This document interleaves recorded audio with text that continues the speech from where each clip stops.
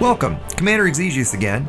This time we're going to look at one of the most fun and brutally long one-on-one fights I've ever had, a 30-minute slugfest in my Chieftain with Commander Duol at the Otheim CG.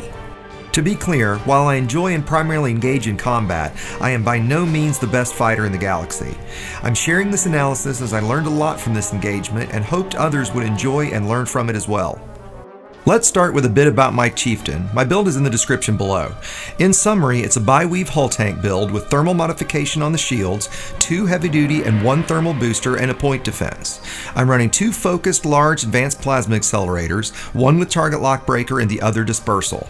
Then a pack-hound missile rack, unfortunately with lightweight as I grabbed it quickly from another build. Finally, 3 small sturdy mount rails, 2 with cascade and 1 with super penetrator. Now let's get into the key moments of the fight. As soon as we started, I heard the familiar sound of Enforcer cannons as he was running a kinetic build. I started as aggressive as possible, doing my best to break his target lock as often as I could. You'll notice 2 main things in my flying. I'm still using FA off toggling as I haven't yet mastered full FA off. I'm also trying to be as active as possible with my pip management. I use several macros on my throttle that let me move my pips to various presets very quickly. If you're not yet actively managing your pips, it's absolutely a skill to master, as it definitely helped me win this engagement. Several times during the fight, you'll hear me overheat a bit.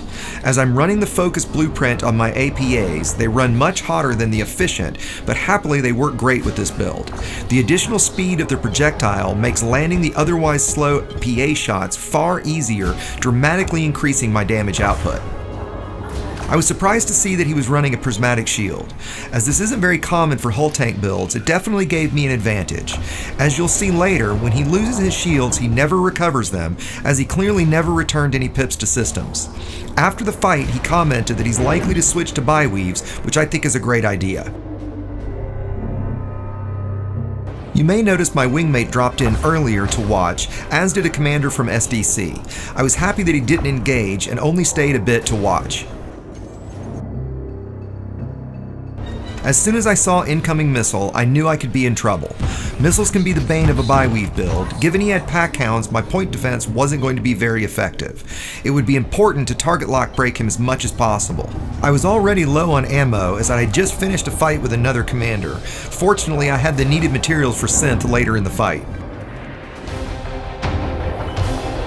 Now that I've broken his shields, it was time to go to work on some specific modules. I decided to target his drives first, hoping to disable him. As you see, this didn't work as I was running the previously mentioned lightweight pack-hound rack, which took critical damage almost immediately. As I was planning on pirating, I just grabbed it from storage quickly, a mistake I was going to pay for. I was able to break or avoid his lock, letting me get my shields back online, protecting me from his pack-hounds. This is going to be a recurring theme throughout the entire fight. With my shields down again, I was desperate to target lock break him, which I failed to do. This was a mistake as I take critical damage to one of my APAs. Combined with the loss of my pack-hounds, I was going to have to finish the fight with a hand tied behind my back.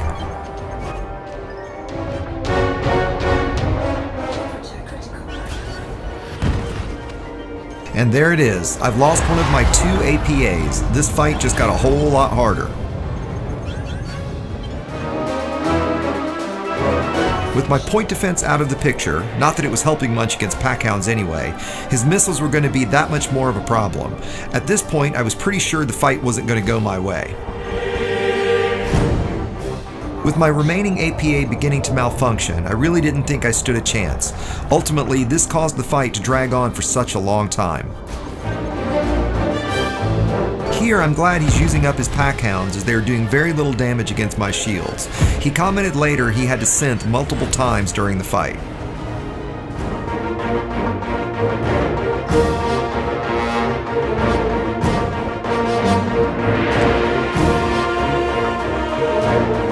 This is one of several times I was able to get in a good ram. With my shields up and stronger hull, it did more damage than I'd expected. One of my better hits, not sure how I landed this little flip around shot.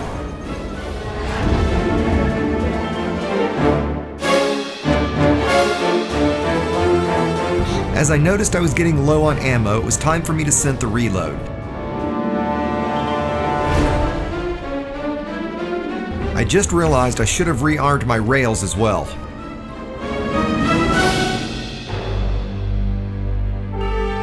Another lucky ram. While I lose my shields here, he takes 5% damage, from 33 to 28%. And again, I've taken critical damage, this time to my sensors, which are gone. While I can still lock him at times in close range, it's going to make using my APAs and tracking his health very, very difficult.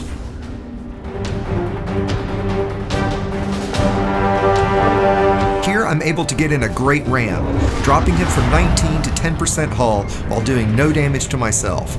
This was the beginning of the end of the epic battle. With my rails also malfunctioning, I was able to get another ram, dropping him to 4% hull. As we'd agreed to call GG, I was expecting him to surrender here. To his credit, he fights to the death.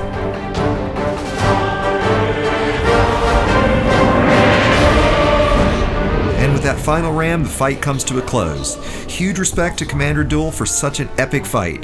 This has been Commander Exegius, reminding you to fly dangerously, and thanks for watching.